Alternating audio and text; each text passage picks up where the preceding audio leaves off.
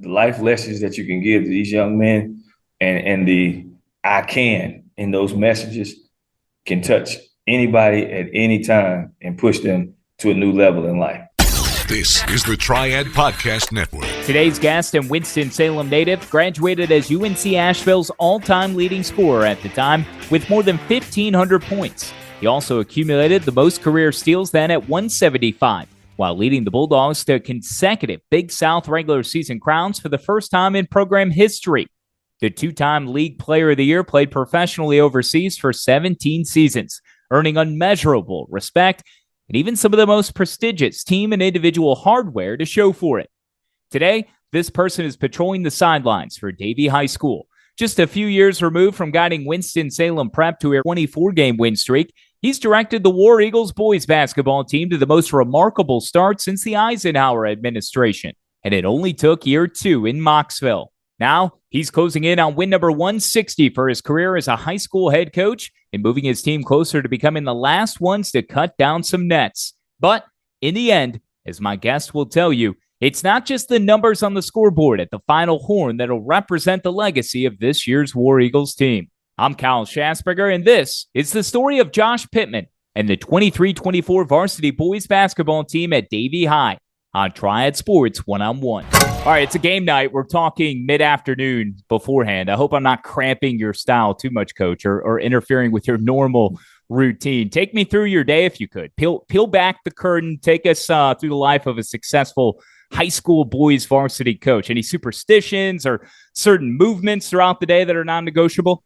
I mean, no, I try to get it. I get up in the morning. I try to always do my little prayer to myself and have well wishes all around. And if I don't do it in the morning, I try to get to it at least in the afternoon. Then from there, I try to basically, especially like on a Friday or a big game, I try to make sure that the lesson here at school gives me an opportunity to kind of just let the kids work a little bit, whether that be group work or something, so I can ease off during my planning and look at film and try to get the final steps ready to get prepared. But I always feel like the key is if you're not prepared the day of the game, then you're not doing something right. And I feel like we have to be prepared. Like today's Friday, I like for us to start getting prepared Wednesday for a Friday game. And if we play on a Tuesday, I like us to get prepared Saturday for a Tuesday game. So for me, I don't really have too many superstitions. I just think that my big board with all my scouting should be done and complete. So when the kids go in there, and then I try to send them little motivational points throughout the day to make sure that they're sharp and locked in. But I mean, they're kids at the end of the day. It's high school, and I try to treat them the way I want to be treated, and that's just prepping them and then letting them be and letting them enjoy their high school experience. We'll get more into your coaching philosophy, I'm sure, in the way you answer some of these next few questions that I've kind of laid out in my mind and where I kind of want this to go in terms of what you've built Davie County boys basketball and the varsity team into here in year 2, but 2, your past and where you've come from and playing professionally and playing collegiately at UNC-Asheville. But I think it would be appropriate to at least bring up, you mentioned motivational messages. I could tell if anybody looks at your social media or if they meet you in person, we haven't met, but I can tell just in the first couple of minutes with talking to you and helping to line up this interview, you're a man of extreme faith. So there's no questioning that. And allowing that greater, presence in our lives to guide us is something you preach and live out each day. Am I right? Yeah, I mean, it's because like I've been through a lot. And I've been to some points, some dark spots. I've been to some bright spots. But the only consistent, of course, is your family. And the most consistent is God, especially when you're on them times by yourself.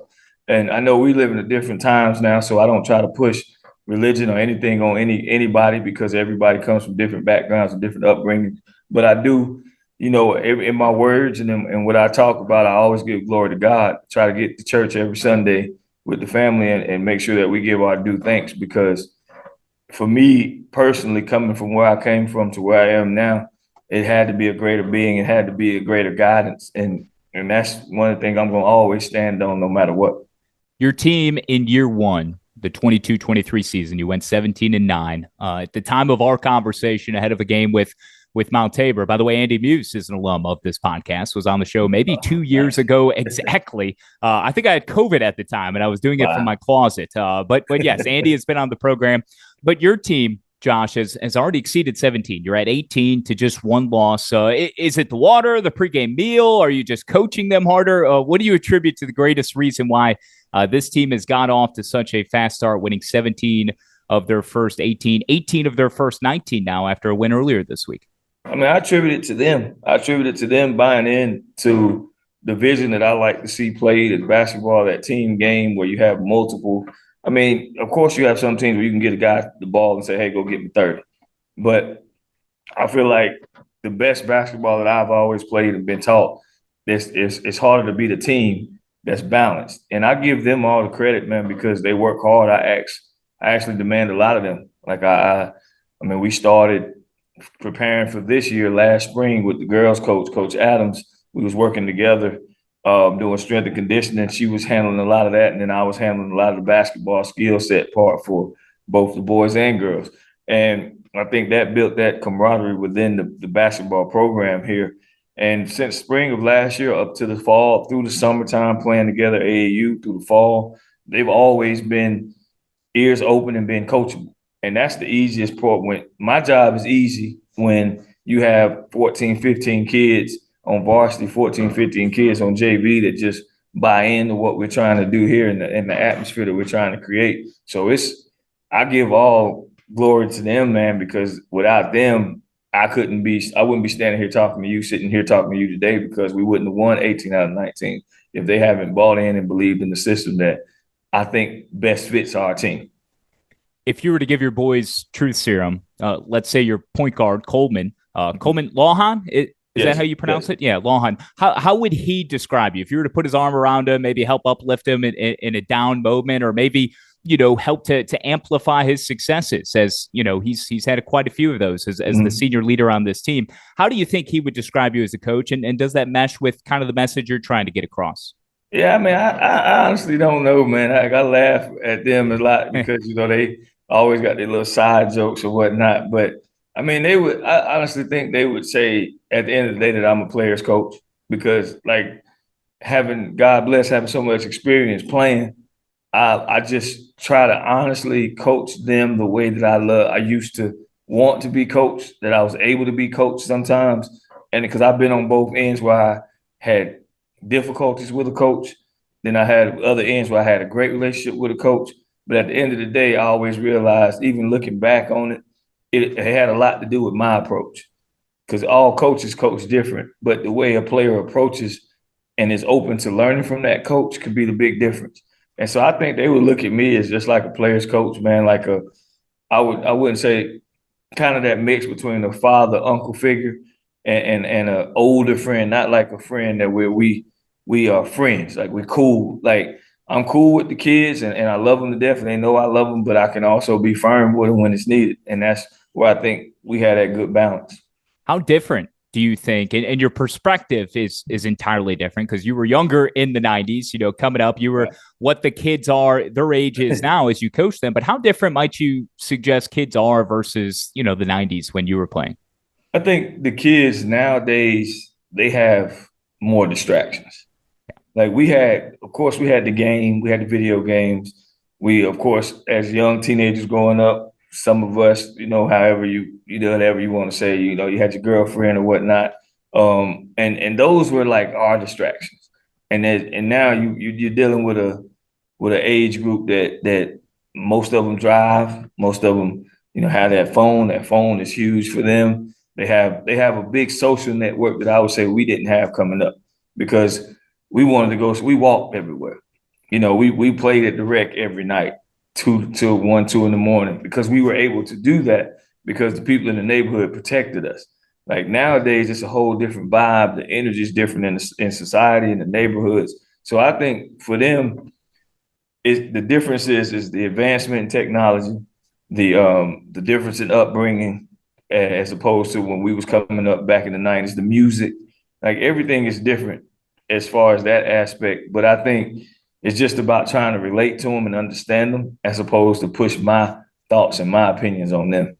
Before I ask you to drill down on a couple more of those players and your personnel, I'm curious about the relationship that you might have with parents, how pivotal or instrumental, that relation may be, even as an AAU coach, because you double up as as a guy who helps run the NC Rise AAU program that operates out of a new facility at Bermuda Run. So, being able to manage those relationships and to deal with what I'm sure can be some overbearing parents, at times versus more passive ones. What is that relationship? How do you define that? How critical is that with the parents? Well, I always try to establish the open door. Like if we treat it with respect, we know how to handle all the situations. So like I always tell the parents, especially at the first parent meeting, whether that's with the Rise, which I think, let me throw a plug on that. That's a wonderful organization with Fred Cannon, who does an amazing job. And he's been doing his thing for a long time. And I'm just happy to come on and be a part of what he's got going on. But to the point of AAU and high school parents, I think when you have that initial meeting and you're up front and you tell them like your goals, your vision, you put things like, well, after a game, it's better to let a coach digress sometimes. Let him take deep breaths. But if you are open up that line of engagement and communication with the parents, most times it's going to be okay. Of course, you got some that's going to be happy. You got some that's going to leave your program. You got some that's going to come to your program, and you can't control all of those dynamics. Only thing I can do is continue to be consistent, be truthful in what I'm doing, and be myself, and hopefully that can win at the end of the day. It's time to get serious about your financial future. It's never too early, but it could be too late to get started. And that's oftentimes the hardest part, getting started. How much do I save? Where do I invest? Do I save for college or retirement? How much for each? And who do I talk to about it all? Okay, we'll keep things simple for now and help you answer the last one. We recommend you begin with a local financial advisor. And that's Jennifer Johnson of Three Magnolias Financial Advisors. She'll sit down with you for a complimentary introductory consultation and go over all of your questions. Get started on the path to achieving your financial goals. Visit 3magnoliasfinancialadvisors.com or call 336-701-1600. Get comfortable with your financial future. Three Magnolias Financial Advisors. Retirement, financial planning, and investments. Securities offered through Cetera Advisor Networks, LLC, member FINRA SIPC. Investment advisory services offered through Three Magnolias Financial Advisors. Three Magnolias Financial Advisors and Cetera Advisor Networks are not affiliated. Cetera is under separate ownership from any other named entity. I don't know if I've asked this question specifically to some of the other, renowned or well-known high school coaches in the area, whether it's Brian Robinson on the women's side, on the girls' side, or Freddie Johnson at Greensboro. Greensboro has been around forever. Andy Muse. I've talked to a lot of them, but that AAU component, you being a part of the NC Rise program, balancing that. Obviously, the responsibilities are different, I would think. You've got to keep them separate, but there's got to be some cross-pollination too, in terms of how they can help each other. How would you define the two, your work with NC Rise and, of course, your primary duties as part of Davie County High School? Are they complementary? Are there times where they can become detrimental to each other? I'm sure it depends on the individual like yourself. And I think, like you said, that depends on the individual. Because for me, first and foremost, my responsibility is Davie High School. That's my job. That's where I teach. That's where I coach. That's what allows me to take care of my family.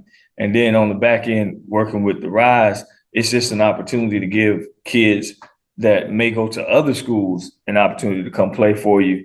And while at the same time having some of your regular Davie kids play on that same AAU team or whatnot. And then you can kind of just continue the growth and build the relationships that you have with your current players. I would say that's the strongest point of doing a little bit of both. But at the end of the day, man, I think AAU is just a opportunity to play against some extremely tough competition. And I felt that like last year when I was with the Spartans, North Carolina Spartans, that's another amazing organization as well. Coach Josh Thompson, Bishop McGinnis, that's his organization, and they do a really good job with the players and promoting and all that good stuff. But when I was with them, I had 3-4 of my Davie kids on that team. And what I would tell the Phenom guys, Rick Lewis and Tyler and all those guys, I would tell them, give me don't give me A1, but give me A2. Like, I want us to play, and if we getting killed, so be it. But that confidence against playing that type and that level of athlete transitions back to when it's high school, because you've already seen it all. Like Team Bond played Sadiq Bey in that Team United team 2 years ago. So when you're playing against one of the top kids in the nation, then you come back and you're playing against, which is still really good competition, one of the best conferences, the CPC in North Carolina. I mean, you're used to it. And that's the component I love about the AAU and the high school thing meshing together. But I keep them separate as possible. High school is high school. That's the priority. And then when high school is over around March, we dive into AAU and we get to work on that part. But I still put forth a lot of energy in our off-season preparation here at the high school too. It sounds like the scheduling aspect of what AAU can do in developing these young kids is similar to, like when you were in school. And we'll get to it. I'm going to ask you about some of the big time environments you played in, because you've played at Syracuse, you've played at Kansas, you've played at Arizona, South Carolina, Florida State, Maryland, at Tennessee, Kentucky. I think I've through my research of your final 2 years in school, that's what I came up with. So, that's a tease towards the end of the interview. However, by playing such a brutal type schedule, or having that off-season program, or having that AAU, program to prepare you for what you might face as in high school, that's critical. So that's a great way to look at it for sure. Okay, tell me about the Davie High School boys team that you have. Some of the personnel. I know Jackson Powers. Looks like he's averaging a double-double, 15 and 10, more than a steal game, couple of blocks. Bryson Mickey scores over 14 a clip, 3 assists per my last check. And then Coleman Lawhan, who we talked about already, engineers the offense, right around 10 points per game, more than 4 boards, close to 3 steals, 4.5 assists. I've covered some of the numbers. Those seem like your three, your big three, if you will, but wax on them and whomever else you can in defining what this boys team is. Yeah, I mean, this team, we have a motto we go by, is we before me. And we always try to put the team first. And granted, that doesn't mean that you don't have to deal with sometimes bad body language, sometimes a kid being upset that they didn't maybe play as much as they would have liked. And that's part of being a part of a team. That's why I always say, if you don't want to be a part of a team, you got track, you got tennis, you got swimming, you got other individual sports. But basketball is a team sport. And that's the kind of the way we approach it. Like Jackson, to me, is a dynamic big. He played a lot sparingly as a sophomore, then he played a lot last year as a junior. Well, he was a sophomore, played a lot last year. As a freshman, he played sparingly. And so this year in his junior year, he kind of come into his own, and his confidence is there. He can his post game has improved. He's always been an outside shooter that can knock down the shot, but we still continue to develop that left, and he's holding his own, man. He does really well for us. I think he's like the anchor in the paint for us. And he always, like you say, averages a double-double. And he has multiple nights where he can get you 20 and 15, just depending on how he's guarded and how he adjusts, because he's going to get that attention. Coleman, again, one of those, he played a lot last year as a junior. He played sparingly as a sophomore, but he still played varsity. And then he had a really good summer for us with the Spartans and last year. So that confidence just rolls over. And now, I mean, Coleman is, in my opinion, is one of the most slept on unsigned seniors in this area. Like I've seen this kid, his game has grown. He can play defense. As you see the steals, he can facilitate the offense. He's had one game, I think, with I want to say 15 assists, something like that, when we played at Alexander Central.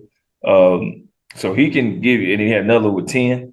So he can give you different things as well as his scoring and his shooting. So, I mean, he's tough.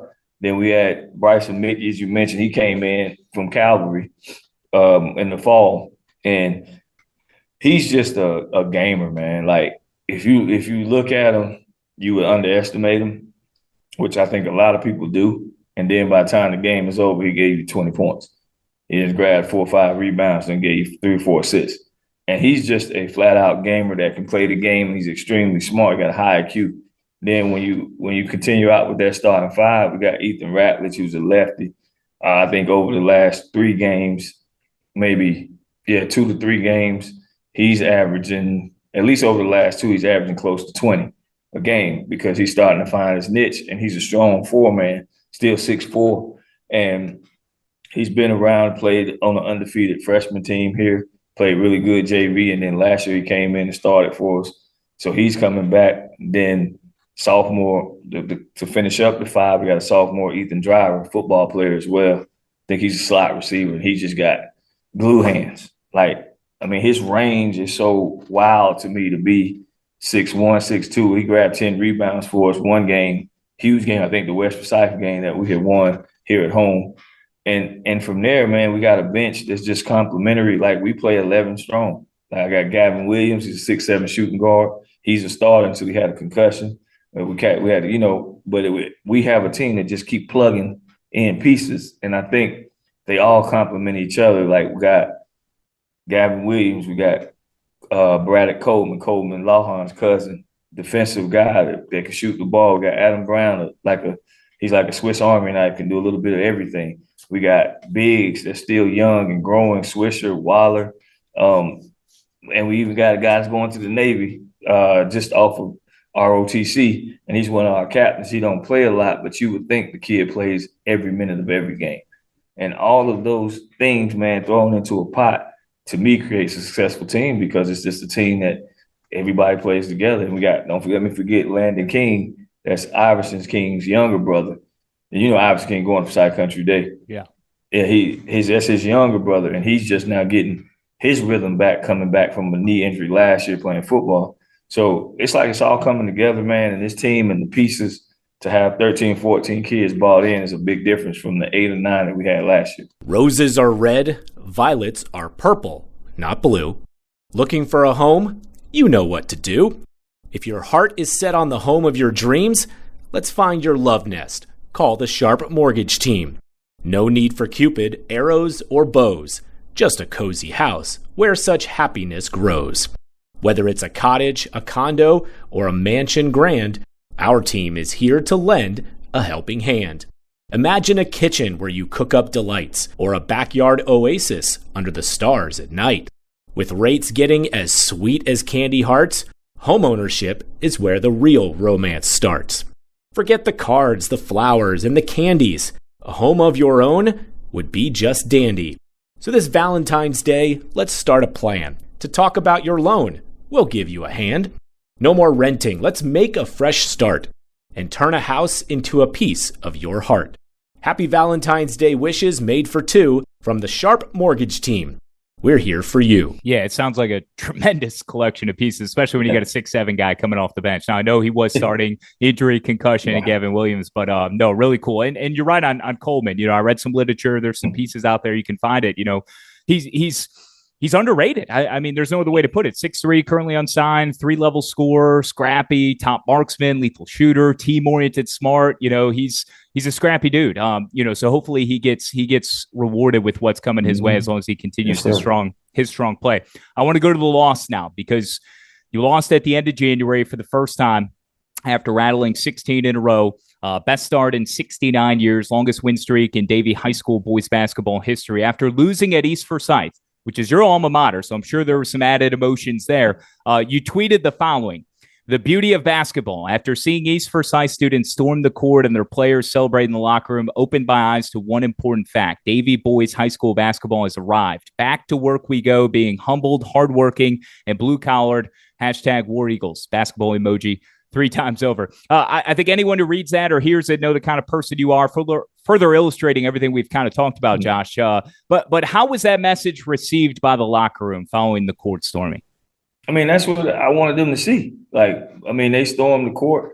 Then and more credit to them, they won the game, man. I mean, it was a good game. I thought we battled here and there. The score was misleading. I mean, we were up 1 with about 6 minutes left in the game. So the score was kind of misleading because we fouled at the end and they made free throws. Then they got two little layups at the end to make it 16, 17. But, I mean, you know, they beat on the locker room, in the locker room after the game as well, on the wall. And so I told these kids, I said, sit down and be quiet. I said, soak it in. I said, this is a testament to your season and to the work that you put in.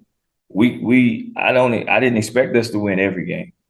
I mean, I expected us to compete. I expected us to be in every game, and I expected us to be victorious, more victorious than we would losing. But I told them, man, soak it in and understand that this is what it means to beat you now.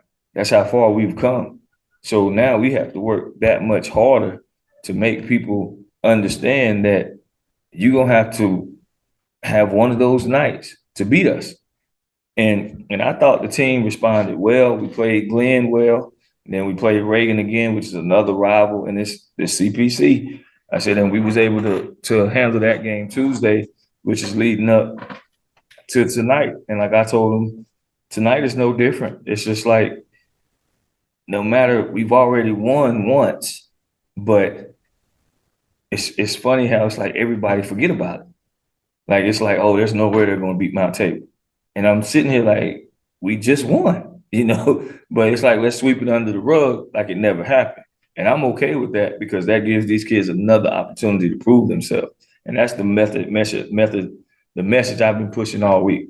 If they don't want to give you your flowers, you have to prove yourself and you have to take them. And undefeated or not, maybe even more so because you were 16-0 in this instance. Mm-hmm. I imagine, and you just said it, go take those flowers that are yours, that are not going to be given. I imagine, the special teaching moments that can follow a loss. And again, considering you were undefeated before, can really test these guys and help redefine who they are and pull back, this resiliency that you're trying to tap in time and time again. And I think you said it when we started the interview, these guys respond, these boys that you have, they respond. And that's how you challenge them. I'm sure all of this messaging is part of why you took to coaching once you hung it up in 2014 as a pro. Is that what made you ultimately want to get into coaching, is to help with this messaging and molding these young boys into men?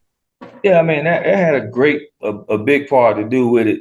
And I had my own selfish reasons as far as the game had given me so much. Like, the game kept me out the streets. The game educated me, helped me get an education. The game took me around the world, and God sprinkled his thing on that. But the game, I knew, I played this game since I was 39 years old. That's not even 10 years removed.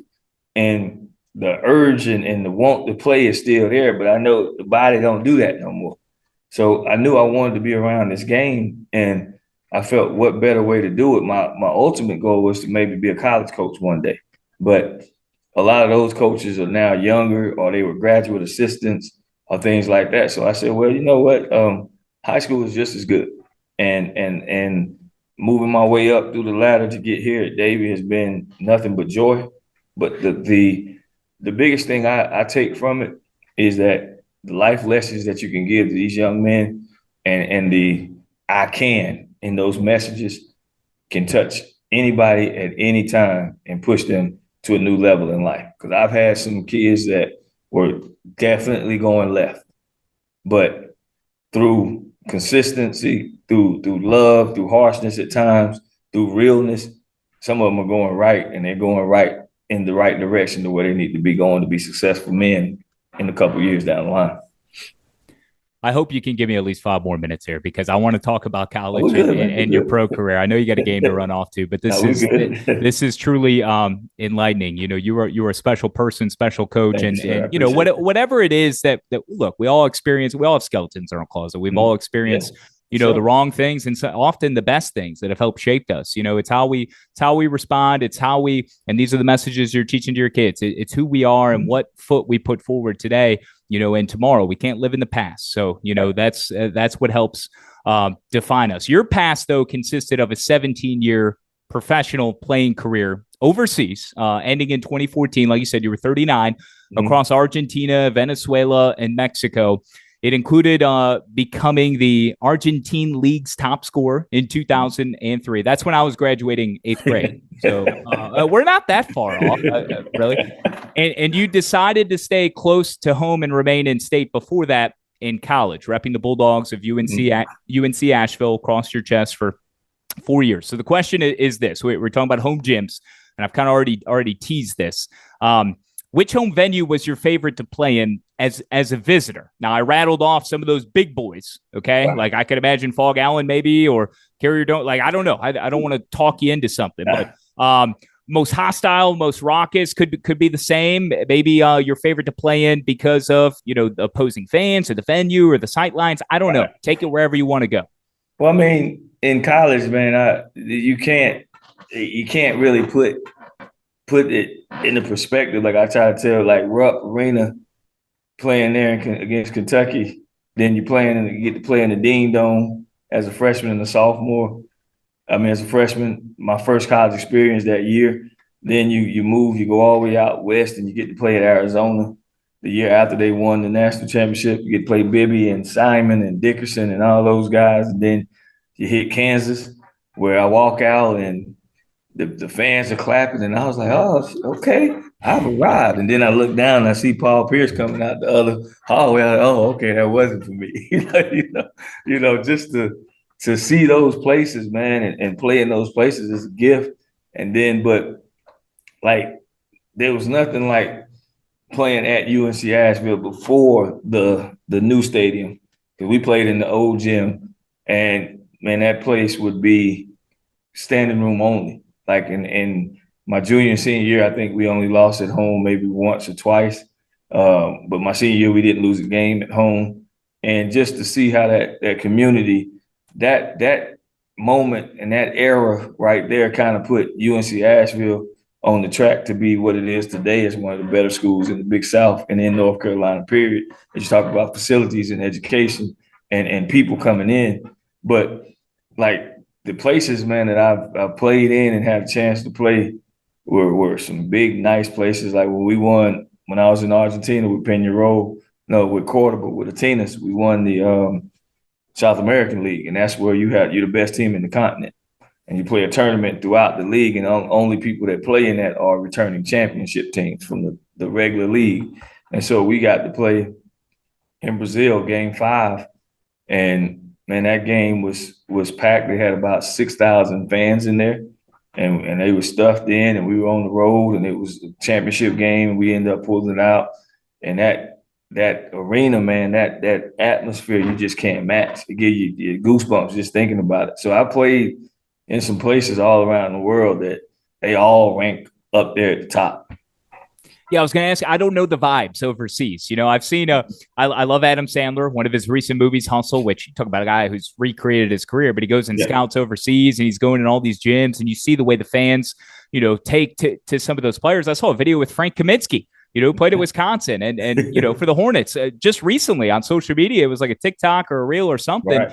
And I thought the ceiling was going to come down out of one of these gyms. These fans were, they were the real deal. And, for those of you that are able to see a clip of this interview, we'll put it out on social media. Some of these answers, responses, you can see Josh's office. He's got some of those jerseys, some of those tops that he wore from his time overseas. So what is the most memorable moment or experience about those 17 years for you?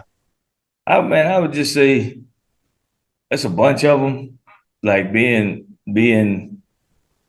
I guess I was an all-star for about 13 years, and the years that I wasn't probably would due to an injury or something like that. Being the league MVP twice was crazy for me because it means, it's different being in the United States. It's a different vibe. But then when you're talking about being the MVP in a whole nother country, being the best basketball player in that country, where there's 3 Americans on every team, you have 8 to 10 national players, and it's at a time when Argentina had beat the United States in the I think it was in the World Championship the first time, and so the country was on fire. Manu Ginobili and all those guys, and being that I played with his brother, point guard, 6'4" point guard, Seppo, and Wolkowicki and all those guys, knowing those guys and playing against and competing against those guys before they may have went to Europe during that time, and some were still in Argentina. Man, it's just those moments, just going back to that makes it, those are all like some of the greatest moments that I've ever experienced in my life as a player and as a person. And I've been in stadiums, man, where they give you an Ole chant where you got 10,000 people chanting your name. So it's an experience that it's hard to explain, but I keep it near and dear, and I always will be thankful for it. This time of year, people like to make plans for what they want to accomplish.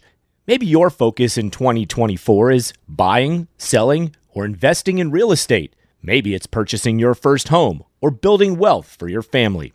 Whatever your goals are, the agents at the Ginther Group can help. It's never too early to begin working with Blake Ginther and his team, who have been a trusted resource to the Triad community since 2010.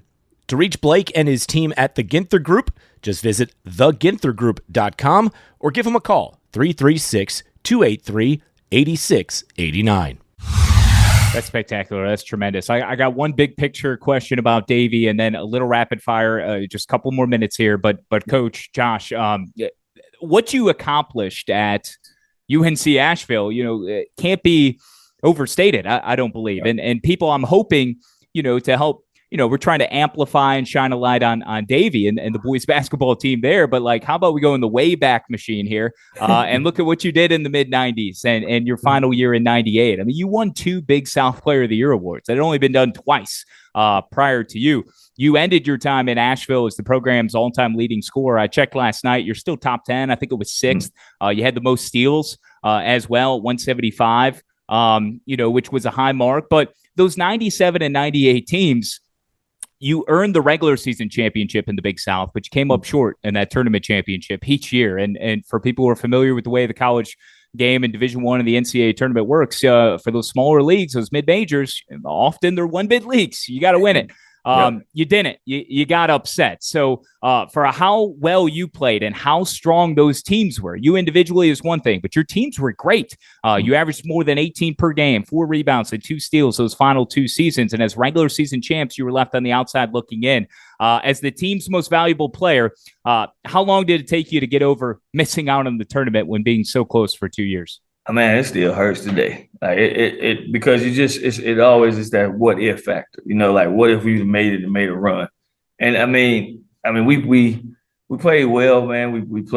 I thought we played good basketball. Radford game 98, I can remember it like yesterday. The guy picked the ball up and threw like a half hook, and it bounced around and went in at the buzzer after we came back from being down 10, I think it was, with a little bit of time left. And it's just one of those things where you just like, man, what if? But overall, that, to be on those teams, we were able to get those games my junior year. Then my senior year, we could not get a mid-major. It was hard to get a mid-major. And if we did get one, we had to go on the road to play them because of what we brought on the court. I tell the kids all the time, and I said, dude, y'all are small as compared to how we were when we played, because you looking at a starting 5 of 6'3", 6'5", 6'6", 6'9", 6'11". Then you got a bench with 3 7-footers on the bench. And that's how we were back then. And it was just big-time basketball for us at little old UNC-Asheville. And I feel like we put that school on the map. We was just came up short. We brought home the first titles per se for the league, for the school, which was good, and we changed the culture, but we just came up a little bit short. I promise I'm not trying to, uncover old wounds. This comes from a good place in asking, because it's very revealing about you and your competitive spirit. And again, how much you meant to that program, how much that program meant to you, and the good times that you brought to UNC-Asheville for sure. Okay, real quick, these can be one-word answers, expand as much as you like, but to follow up on the Big South, toughest place to play in the Big South, other than in Asheville? Probably been, I'll say at Radford. At Radford. Most difficult dude you had to defend? You named a few from your big boy visits. The most physical, I wouldn't say the most physical, because I was always able to kind of hold my own because of the way we worked. But I would say when I was a pro, his name was Mario Donaldson. I think he was a point guard at maybe Drexel, and he was a 6'4", 6'5" point guard. And I had to guard him, and he ended the game with 19 points, 10 rebounds, 8 assists. And nearly got a triple-double on you. Dude, there was nothing I could do. He was in his 32, 33. I was probably 23, 22, 23. Now I got mine, but my goal was to stop him from getting his. And I just couldn't do nothing about it, man. I was on his hip. He was doing some old freaky man. He was beside me, laying it up. And it was just probably one of the toughest learning experiences I've ever experienced. What about your scoring ability, your scoring prowess? Now, your measurements, I think, were 6'6", 200. Is that about what you're still at? You don't have to tell me if you're above. I'm about, to be honest, I was probably always about 6'5". Right now, I'm about 6'5", 230. Okay. All right. Where Where was the one spot on the floor, though, or whether you caught it out in space or, maybe you were working the high to mid post, with your frame? Where was the one spot on the floor where you caught the ball and felt like you would score every time? And to be honest with you, everywhere. Like I would post three. I had the floater. I didn't really shoot too many pull-ups. It was in between, but that's what we had to do being an American at that time when you go play or whatever. Like my first year, they were about to cut me, and I was like, dang. I talked to my mom. I said, Mom, I'm averaging like 19 and 7. And they want to bring, and they told me, man, we need somebody to be aggressive, to be, because I was still in that Asheville mindset. I wasn't in the pro mindset. So I had to learn how to score any kind of way possible to get buckets. And that's a credit to the longevity, because I was still always a leading scorer on my team, even at 37, 38 years old. I love that. Who was your favorite player growing up? I was MJ, man. Okay. Now I had to admit, you see him over my right shoulder. Yeah, I got that one in the locker room. Okay. Yeah. I got that one in the locker room downstairs. I was always an MJ guy, man. And then then it was Tim Duncan. I loved Chris Webber. I thought Chris Webber and the Fab Five kind of changed the way basketball looked and was played. I got to play against Allen Iverson when we were 17, 18 in the Coliseum. So like I've seen it all, man. And it's just, I can't say, I guess as you get older, you have favorites, but to me, I'm always going to be a Jordan guy. At Asheville, if NIL was a thing, what product would be best for you to promote and rep? What would you most want to rep in the NIL space? What makes the most sense? Have to be shoes. Have to be. I mean, I know it's at UNC-Asheville, but maybe we can get some Jordans or something like that. Yeah. But it'll have to be shoes, man. I'm a sneakerhead to this day. Even my girlfriend, Carrie, she gives me grief because she'll come home and send me a text, but just a picture. What is this? I'm like, I don't know what you're talking about. What about so you've got a daughter who just turned 21. She's in school, and then your 2.5-year-old son. Mm-hmm. They probably got some fresh kicks too, right? You outfit them. Alexis always, my daughter, she's more of a clothes person, accessories type. Then my son, we started off with, Carrie got mad at me because I ended up buying like 3-4 pair of shoes at one time. And then he outgrew them within 2 months. So we kind of scaled back on that. And now he just has about 2 or 3 pair that he can wear that are a little bit bigger for that space. But, I'm just waiting on the matching days. Yeah. Those are the days I'm currently in, but I got my daughter. She's 8, her first pair of J's for Christmas, or Santa did. I feel like she can wear them and be, respectful at least. We're teaching her how to clean them and put them away, and make sure you put the paper or sock back in the toe so they don't crease, all that. Yeah, I got you. Okay. All right, Josh, I appreciate it. This has been awesome. A final thing, I'll leave you with this. I know you're not one to forecast the future or make declarative statements about where this team can finish, how they might compare to others at Davie. I get that. Again, your 16-game win streak out of the gates and the start, speaks for itself. But tell our listeners this, if you can. What is this team's ceiling? And how do you, whether it's wins or losses, how do you want this group to be most defined? Because I have a feeling it isn't measured by the win or loss at the end of the evening. No, I think when people look back at this group, I want them to understand that this was a underestimated group, that it was a group that people weren't too high on. I mean, they knew we would be decent because we returned players, but I think this team, in my opinion, I know a lot of coaches say it as they should about their own team. I think we can go as far as we allow ourselves to go. Like, we have adjusted to the moments now, the big games, the big crowds, either at home or on the road. We have handled adversity. We've had people lose. We've lost some in and out the lineup. So, I mean, but I think there's no ceiling for this team. I think this team will go as far as they believe they can go, because I even tell them I believe in them more than they believe in themselves sometimes. And that's the message that you have to kind of get across as a coach. But when people think back to this team, this one is probably going to be talked about for quite some time if we continue to do, and that's a big if we continue to do what we're supposed to do, continue to put the work in and continue to stay humble, which I'm going to pretty much try my hardest to make sure that happens. Well, it'll continue here against Mount Tabor as we conclude this conversation here on a Friday night. Of course, your time on Triad Sports 101 as part of the Triad Podcast Network is so very well appreciative. I know this will be received very well. Can't thank you enough. Very grateful for your authenticity, your genuine approach to life, and your kids. And if anyone wants to continue to follow, which I'm sure somebody will want to, follow Josh on Twitter. He is on Twitter at jpittman1976. You can continue to follow the journey of Davie High School boys basketball team, the War Eagles. They continue their pursuit of so much more on the hardwood and in life. Josh, thank you so much, brother. All right, good luck the rest of the way, and look forward to catching the game soon, all right? Thank you, man. I appreciate you having me. I appreciate you giving me a chance to share my story.